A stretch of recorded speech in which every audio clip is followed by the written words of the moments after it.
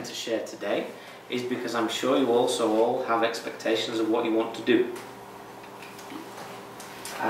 Whether it's in a year, whether it's in 5 years, 10 years, I'm sure there are ideas in your head, shared with your friends, with your family, of what you want to be, what you want to do. And the reason I'm so pleased to come here to speak to you is unfortunately because I've had some bad experiences in the past. I've visited career days in universities. I've spoken to people mostly randomly without introducing myself or saying who I am. And I received some very, very strange answers. For example, the last career fair I attended, I didn't tell anybody who I was. Okay, they would have suspected a little strange, an English guy talking to them at the career fair. But I was talking to a group as I am today. Everybody was studying some form of finance discipline, be it economics, business administration. And I asked everybody, of course I was at a Nestle stand, so they knew where I worked for what company. I asked them where they would like to work. How many people do you think said finance? Is it people studying economics, business administration? No. One. So for the whole day, one guy. And unfortunately this guy said he wanted to work in mergers and acquisitions. Clearly he didn't understand Nestle. I don't think he understood any big international company. Great if somebody wants to work in mergers and acquisitions, but is not probably the time as you graduate from university, and certainly not in a company like Nestle as we stand today. And this is why I talk about expectations, because this guy unfortunately needed me to explain to him that maybe he needs to sit down and think a little bit more about what he wants to do. I have another example from the same university. I'm pleased to say it wasn't this university, by the way. And a girl told me who she wanted to be communications director. And when I asked her by when, she said immediately. So this, she was very nice, she was very genuine and very sincere, but she honestly believed that she could leave university. And I explained Nestle, the biggest food and beverage company in the country and the world, and she thought she could come into one of these senior positions immediately. And again, is hard to try and explain, and I don't for 1 minute say people shouldn't be ambitious. Absolutely. Aim for the stars as much as you possibly can. But it needs to be done in a structured and appropriate way. So the two things I would like to share is firstly to be realistic.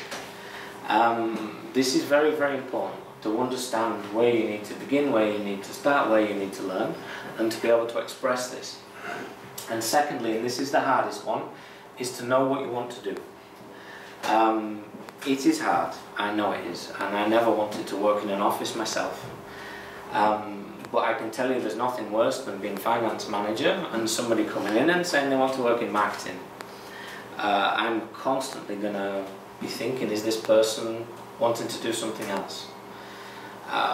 It's not so bad to say, I don't know what I want to do. I want to try a few different functions, I want to move around to understand where my place will be, but at least understand this. It's better to say you don't know and you need to try than to state something that may be completely irrelevant. And to talk a bit about an interview. Again, I've been lucky enough to interview many people here. And some of the behaviours, some of the expectations I see talking to a student, for example, at a career day, I also see at an interview. And again, the best example I have is actually from the American university. So again, luckily not here. But I was lucky enough with one job opening, and I interviewed two people from the same graduating class, one after another. So the comparison to make for these two was very, very simple and straightforward. And the first guy came into my office, and my opening question whenever I interview somebody is to tell them about themselves. I don't care whether they start professionally, personally, history, family, work, doesn't matter. for me it's interesting to hear where they will start. And this guy, his opening statement was how clever he was. He was the best in his class, absolutely, always. From high school to university, he had the best results of anybody. And this, to be honest, didn't put me in the best of moods to begin with. And then he started talking about his work experience, as he called it. And when we understood his work experience, it was 2.5 months working in Citibank that his dad had got him the job there. So just in the summer, he'd been doing this in Citibank, and he was very, very proud and very pleased of this. And within a short space of time, it was clear that this guy would not have fit within a team. I don't think he would have been suitable in many, many roles. I believe he's actually doing quite well outside of Bulgaria today in a different company. But for Nestle, which is much, much more people-orientated, he would have destroyed any team he fit in. And then his classmate came in. This was a girl who I asked to explain again a little bit about herself. And the first thing she did was apologise for her work experience. Because during the summer she'd had to spend her time in the US waitressing. To pay for a degree, to pay for her qualifications and to learn English. She'd done this. And it was clear, okay, great that somebody worked in Citibank, but I'm sorry, you don't learn that much in 2 months as an intern in Citibank.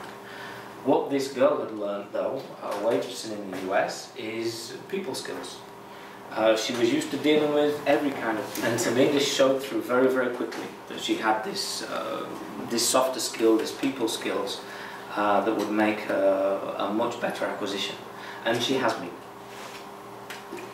She was given the job. She's been with us for 2 years now and doing very, very well. So again, for me, if it comes to an interview, it's sad but true that first impressions do count. What you say and what you do will be important. And to always know who you will be speaking to and what they may expect of you. And focus on the right things as well. Know that if you come for an entry position into a company, they won't expect you to have been working in mergers and acquisitions, to have done so many fantastic things.